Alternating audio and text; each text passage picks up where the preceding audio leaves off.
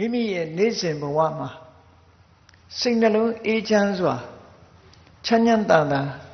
နေနိုင်ဖို့အတွက်ဘာလုပ်ရမလဲချမ်းချမ်းသာသာနေဖို့အတွက်ဘာနဲ့နေရ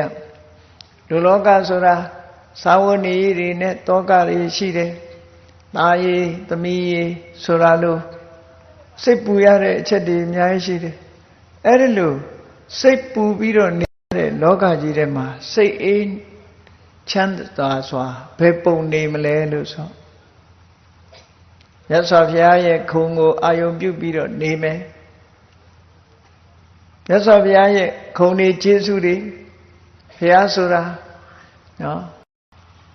မဟုတ်တာဘယ်တော့မှမလုပ်ဘူးစိတ်ကြွယ်ရမှတောင်မကောင်းဘူးမလုပ်ဘူးဆိုတဲ့အရဟံဆိုတဲ့ခုံတော်တွေတရားဓမ္မကိုမှန်ကန်ကိုယ်တိုင်သိတယ်ဆိုတဲ့သမ္မာသမ္ဗုဒ္ဓခုံတော်တွေအတိညာနဲ့အကျင့်စရဏဝိဇ္ဇာစရဏနဲ့ပြည့်စုံတယ်ဆိုတဲ့ခုံတော်တွေဖရာခုံတော်တွေကိုတစ်ခုချင်းတစ်ခုချင်းစဉ်းစားပြီးတော့နေမယ်ဆိုလို့ရှိရင်စိတ်ပူလောင်မှုတွေဟာတည်ငါအားဖြင့်အေးငြိမ်သွားကြမှာဖြစ်တယ်မြတ်စွာဘုရားကိုအာယုံပြုနေမယ်တရားကိုအာယုံပြုနေမယ်တန်ခါကုံကိုအာယုံပြုနေမယ်ဖရာတရားတန်ခါထဲမှာစိတ်ကိုနှစ်မြုပ်ပြီးနေမယ်ဆိုလို့ရှိရင်ခန္ဓာကစောင့်စည်းမှုအပြင်စိတ်အေးနှလုံးအေးချမ်းစွာစိတ်အေးလက်အေးအခုလိုဘဝမှာနေမယ်ဆိုလို့ရှိရင်ဒီဘဝမှာလည်းချမ်းချမ်းသာသာဖြစ်လို့ရသော်ဘုရားရဲ့ဂုဏ်ကိုအာယုံပြုနေတဲ့အချိန်မှာတရားဂုဏ်ကိုအာယုံပြုနေတဲ့အချိန်မှာသံဃာဂုဏ်ကိုအာယုံပြုနေတဲ့အချိန်မှာဘာဖြစ်လဲလောဘလည်းမဖြစ်ဘူးဒေါသလည်းမဖြစ်ဘူးမောဟလည်းမဖြစ်ဘူးဖရာဂုဏ်တရားဂုဏ်သံဃာဂုဏ်ထဲမှာစိတ်လေးဟာတည်ငြိမ်ပြီးတော့နေသွားခုခေတ်ပြောတာလို့ဖရာဂုဏ်ပရိစိတ်နေမယ်တရားဂုဏ်သံဃာဂုဏ်ပရိစိတ်နေမယ်ဖရာတရားတန်ခါကိုအာယုံပြုနေခြင်းအပြင်စိတ်နှလုံးအေးချမ်းမှုကိုရရှိနိုင်တယ်လို့ဒီလိုဆိုလို့အကယ်၍ဖရာဂုဏ်တရားဂုဏ်တန်ခါဂုဏ်ကိုအာယုံမပြုဘူးဆိုရင်နောက်ထပ်ဘာလိုအပ်ချက်ရှိတော့တခြားနည်းပါရှိသေးတယ်ဆိုလို့ရှိရင်တခြားမစင်စားနဲ့မနေ့မိုးလင်းတဲ့အခါမှာငါးပါးသီလလေးစောင့်တည်ညရောက်တဲ့အခါကျတော့ပြန်စင်စားဒီနေ့ငါသက်ရှိတတ္တဝါပဲတတ္တဝါများတတ်မိသလဲမတတ်မိဘူးငါးပါးသီလပြည့်စုံတယ်ဆိုရင်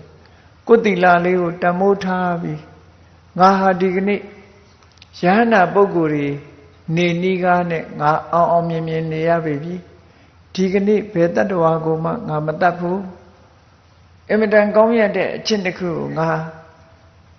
ပြည့်ပြည့်ဝဝကြီးချင့်လိုက်ရပြီလို့စိတ်ထဲမှာဝမ်းသာအောင်နှလုံးသွင်းအဲ့ဒါလို့ဝမ်းသာနေမယ်ဆိုလို့ရှိရင်ကြည်နူးတဲ့စိတ်တွေဖြစ်လာမှာထို့တူပဲအဋ္ဌိဏဒါနသူရပစ္စည်းကိုငါမတရားမယူဘူးသူတော်ဘာသားမယားကိုပြစ်မှားတာမရှိဘူးဘသူကိုမှအစီအောင်လိမ့်လီပြောကြတာမရှိဘူးအယက်သေးစားတောက်စားမှုမရှိဘူးငါဒီကနေ့ကျင့်လိုက်ရတဲ့အကျင့်တကယ့်ကိုမျက်နှိုးပွဲကောင်းပြီးအရိယာသူတော်စင်တွေအကျင့်ကိုငါကျင့်ရပြီလို့ကိုယ်တီလာလေးပဲကိုတွေးနေလိုက်အဲ့ဒီတွေးနေခြင်းအပြင်စိတ်ကြည်နူးမှုတစ်ခုရလာအဲ့ဒီရလာတဲ့ကြည်နူးမှုအလွန်တန်မိုးရှိတဲ့ကြည်နူးမှု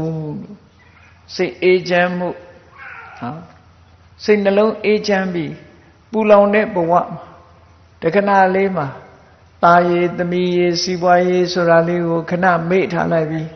ဖရာဂုဏ်ကိုအာရုံပြုလိုက်မယ်တရားဂုဏ်ကိုအာရုံပြုလိုက်မယ်သံဃာဂုဏ်ကိုအာရုံပြုလိုက်မယ်ငါးပါးသီလကိုစောင့်ထိန်တာလေးကိုမကြိုးမပေါက်မပြောက်မကြားတာလေးကိုအာရုံပြုပြီးတော့စိတ်ထဲမှာကြည်နူးလိုက်မယ်ဆိုဒါဟာ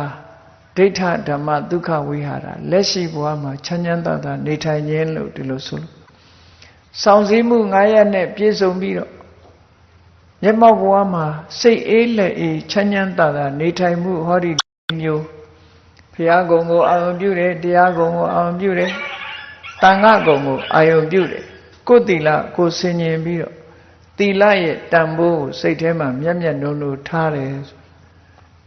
နေစဉ်ဘဝမှာနေစဉ်လောက်ကင်ကြည့်မြတ်စွာဘုရားရဲ့အဆုံးအမဆိုတာလက်တွေ့ကျင့်သုံးဖို့လိုအပ်တယ် အခုလိုတရားပွဲတွေလုပ်ပြီးတရားနာတယ်ဆိုတာဘာလုပ်ရမယ်ဆိုတာသိဖို့တရားနာတာဖြစ်တယ်အခုမြတ်စွာဘုရားဟောတဲ့သုတ်တံအရာမြတ်စွာဘုရားကစောင့်စည်းမှု၅မျိုးနဲ့ဆိုရမယ်တဲ့နံပါတ်1ဒုက္ခဝိဟာရချမ်းချမ်းသာသာနေထိုင်မှု၄မျိုးနဲ့ပြည့်စုံရမယ်ဘုရားကုံကိုအာရုံပြုပြီးချမ်းသာစွာနေမယ်တရားကုံကိုအာရုံပြုပြီးနေမယ်တရားသံဃာကုံကိုအာရုံပြုပြီးနေမယ်၅ပါးသီလကိုဆင်ញင်သုံးသပ်ပြီးတော့ဝန္တပီတိဖြင့်နေမယ်ဆိုတဲ့ဒီဒုက္ခဝိဟာရ၄ရပ်နဲ့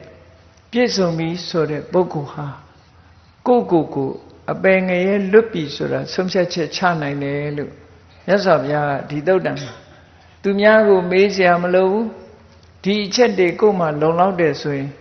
ငါသိရင်ဘယ်တော့မှငရဲမကြဘူးငါသိရင်ဘယ်တော့မှတိရစ္ဆာန်